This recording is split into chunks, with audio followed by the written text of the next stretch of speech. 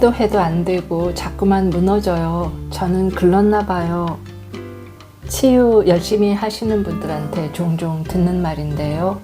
그 좌절감이나 또 부끄러움, 울먹임, 그게 참 가슴이 아파요. 우선 그런 생각하시는 당신은 치유 초보가 아닐 겁니다.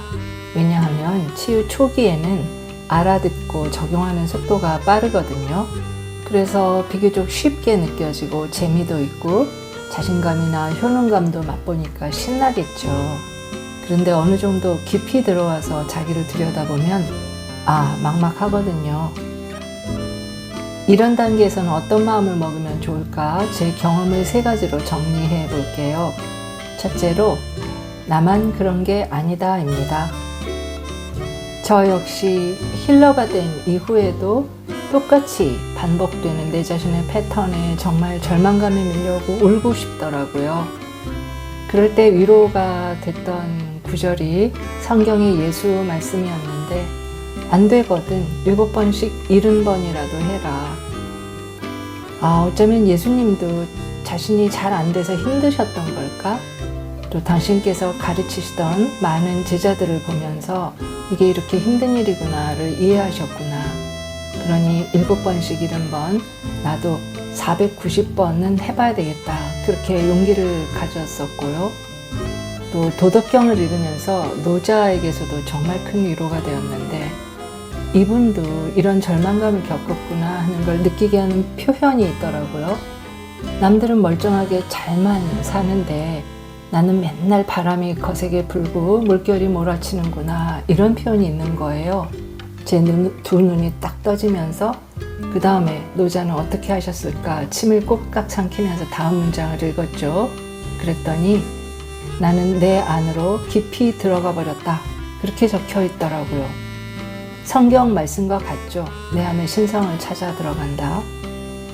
그리고 나서 지난 10여 년간 보니까 나 역시 여전히 그러하고 내가 만나는 많은 클라이언트 또 함께 일하시는 힐러들도 내내 그런 과정을 겪으면서 그 자체가 성장 여정이더라고요. 두 번째는 좋지 않은 습관이라도 꼭 나쁜 면만 있는 것은 아니다 입니다. 예컨대 술을 지나치게 마시고 자기 파괴적인 행동을 반복한다고 쳐요. 물론 술을 바로 끊게 할 수 있나요? 어렵죠. 하지만 무엇보다도 위험할 수 있다고 봐요. 어떤 중독적인 패턴은 깊은 상처나 두려움, 연약함을 둘러싸고 있는 포장일 수 있잖아요. 충분히 직면할 준비가 되지 않았는데 상처의 표면을 확 걷어내면 어떻게 되겠어요? 오히려 멀쩡한 정신으로 자신을 냉정하게 계속 바라보라고 하면 무너질 수 있을 것 같아요. 충분한 시간을 갖고 약간은 회피하면서 우회할 수 있는 여유 공간을 주면서 치유를 계속할 수 있다면 오히려 현명할 수 있지 않겠어요? 세 번째로 우리가 갖고 있는 특이한 행동 패턴은 병적인 증상이 아니다. 생존 기술로 장착된 행동 양식이다 입니다. 기억할 수 없는 아주 어린 시절부터 우리는 부모님, 특히 엄마의 행동 패턴, 심리 패턴에 대응해서 살아남고 사랑받기 위해서 어린아이다운 지혜를 발휘하는 거죠. 그러니 내가 가지고 있는 특징은 환경에 대응해서 살아남은 어린아이의 현명한 지혜인 거예요. 스스로를 이해하고 먼저 칭찬부터 하고 시작하기로 해요. 어른이 되면 이야기가 달라지죠. 다양한 인간관계 또 인간 심리에 대한 통찰력, 적응력이 필요한데 유아기에 습득된 행동 양식이 지금의 나를 있게 하는 장점이기도 하니까 무심결에 반복하는 거예요. 그러다가 뭔가 부딪힐 때 왜 안 되지? 나는 그냥 열심히 했는데 저 사람은 왜 나한테 이렇게 하는 거야?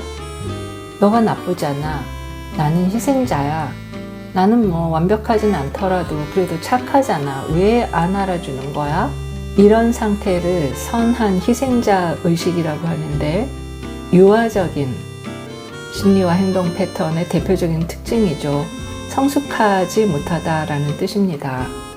그러니 내가 어떤 심리와 행동 패턴을 가졌지? 라고 돌아보고 왜 그렇게 형성되었을까 탐구하고 그래서 그랬구나 이해하는 게 핵심이죠. 이렇게 성장기, 특히 엄마와의 관계를 깊이 파고드는 것이 치유적 영성에서는 빙빙 돌아가지 않고 직진할 수 있는 지름길로 불려요. 왜냐하면 그렇게 내가 발생하게 된 기원을 깊이 들여다보면 해체적인 눈으로 들여다보면 이해가 되고 또 이해가 되면 너그러워지죠. 자기 허용에 힘이 생긴다는 겁니다. 그 힘을 바탕으로 비로소 현실을 있는 그대로 다각도로 직시할 수 있고 무엇보다도 변화하고 선택할 수 있는 힘의 기반이 되는 거거든요. 이 단계에서는 경험자의 동행이 아주 중요하더라고요. 미지의 길이니까 그 길을 가본 지혜로운 경험자의 조언과 지지를 받는 과정이 아주 큰 도움이 되죠. 돌이켜보면 제가 저 자신의 삶에서 저질렀던 무수한 오류와 시행착오가 불쏘시개가 되어서 저를 돌아보고 치유할 수 있었던 것 같아요. 그렇게 한 내공이 저의 전문성이고 실력이 됐죠. 그러니 나의 결함, 결핍, 부재야말로 이 생에 나의 장점, 사명, 미션, 그리고 경우에 따라서는 직업으로 이어지는 관문이구나 라고 느껴요. 그 길 위에서 원래 내가 잘나고 못나고 잘하고 못하고는 길게 보면 아무런 영향을 끼치지 않더라고요. 내가 원하는 방향성이 어느 쪽이냐, 그쪽으로 꾸준히 내딛고 있느냐, 넘어질 때마다 쉬었다가 울다가 또 다시 그 방향으로 일어나서 느리게 꾸준히 한 발을 다시 내딛느냐, 그게 핵심인 거죠. 이 모든 과정을 건너뛰거나 시간을 마법처럼 단축시킬 수는 없어요. 그러니 당신이 그 길 위에서 내려가지 않고 그저 서 있기만 한다면, 그리고 걸음을 내딛기만 한다면 반드시 원하는 목표에 도달하실 거예요. 왜냐하면 우리가 얻고자 하는 그것은 남한테 얻는 게 아니잖아요. 내 안에 있는 것을 찾는 여정이기 때문에 찾고 있는 한 놓칠 수가 없죠. 그러니 왜 안 될까? 이렇게 좌절하면서 눈물 닦으면서 한 걸음 내딛는 당신에게 그 행운의 순간이 멀지 않았다라고 말씀드리고 싶어요. 힘내세요. 안녕, 또 만나요.